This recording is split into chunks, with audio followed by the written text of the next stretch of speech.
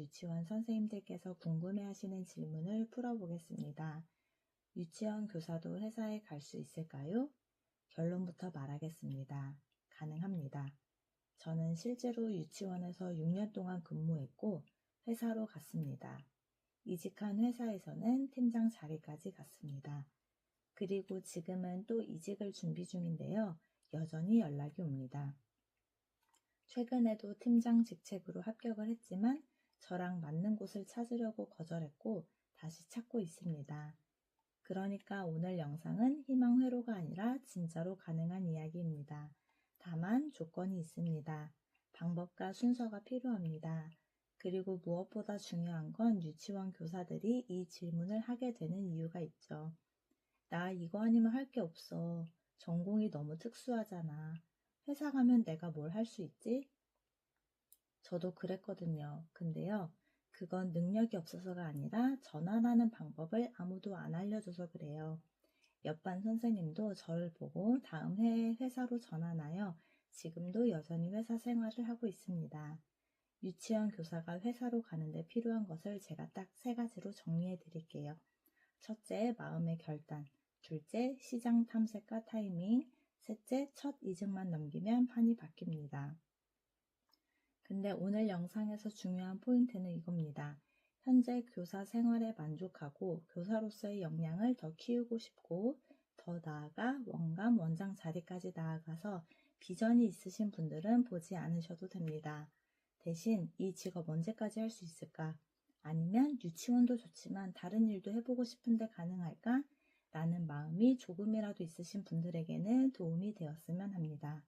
그럼 첫 번째, 마음의 확신을 가지셔야 합니다.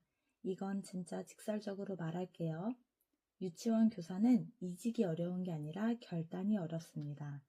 왜냐하면 유치원이라는 직업 구조 자체가 그래요. 한 반이 있고 내 아이들이 있죠. 그리고 학부모님이 계십니다. 게다가 이건 한 학기만 하고 말자가 아니라 1년을 책임져야 하는 구조잖아요. 그래서 대부분 교사들의 마음이 이렇게 됩니다. 아, 딱 1년만 더 버틸까? 해오던 게 이거니까 그냥 이게 낫지 않을까? 교실 밖 세상에서 내가 뭘 할 수 있을까? 근데요, 책임감이 강한 사람일수록 전환을 잘 못합니다. 아이러니하죠? 그래서 결단이 필요합니다. 나는 새로운 길을 가보고 싶다. 이 확신이 먼저예요. 제가 회사로 갈 수 있었던 이유는 능력이 특별해서가 아니라 고민만 하지 않고 결정을 먼저 했기 때문이에요. 가능할까를 3년 동안 고민하면요, 그 3년이 그냥 사라집니다. 하지만 나 갈 거야 라고 확신하면 그 다음부터는 방법을 찾게 됩니다. 결단이 먼저, 방법은 나중입니다. 이 순서가 바뀌면 계속 불안만 커지게 될 거예요.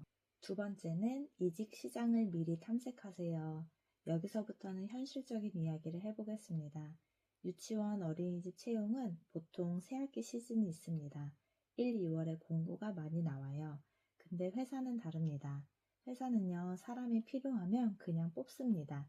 시즌이 없어요. 대기업처럼 공채가 있는 곳은 제외입니다.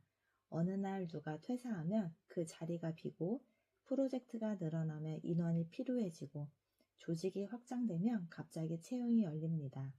그래서 교사들이 흔히 하는 실수가 뭐냐면 2월에 수료 졸업 끝나고 3월에 이직 준비를 할까? 그때 가서 공고를 찾으면 되지 않을까? 아니요.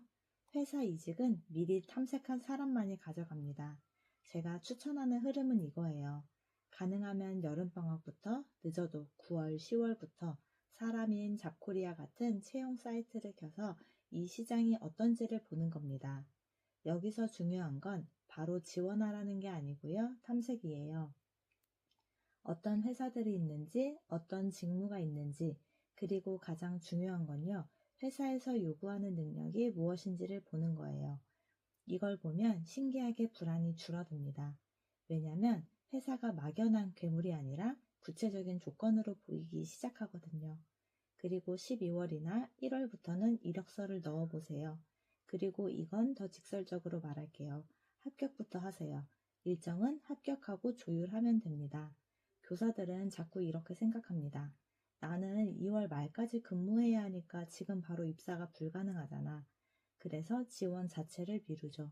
근데 회사는 입사일 조율이 가능합니다.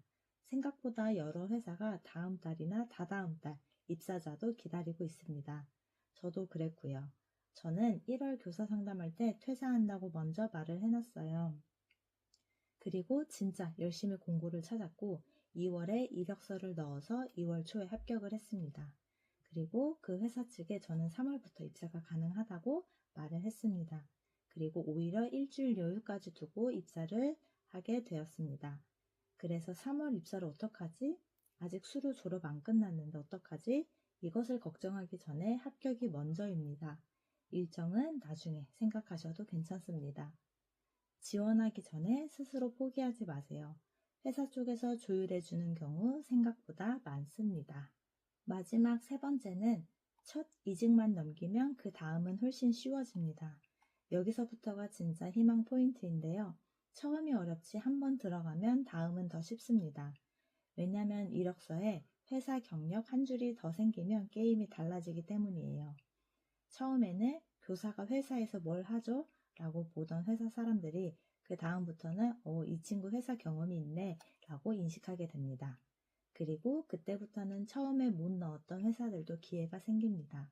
자신감도 확 올라가고요. 특히 유치원 경력을 원하는 회사들도 분명 있습니다. 대표적으로 유초등 영유아 콘텐츠를 만드는 회사들이 있습니다. 영유아 발달을 이해하고 현장 언어를 알고 부모 상담 흐름을 알고 커리큘럼을 이해하는 사람, 그게 누구냐? 바로 유치원 교사입니다. 유치원 교사는 만능이에요. 이건 위로가 아니라 팩트입니다, 여러분. 이건 그냥 힘내세요가 아니라 진짜로 회사에서 일해보면 느끼게 됩니다. 유치원 교사만큼 멘탈이 강한 직업군이 거의 없더라고요.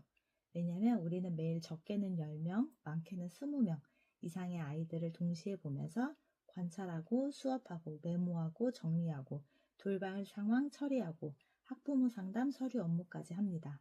이게 뭐예요? 멀티태스킹이고 업무 우선순위 조절이고 현장 대응력이고 문제 해결 능력이에요. 그리고 꼼꼼함. 이건 진짜 교사들이 너무 당연하게 생각해서 그래요.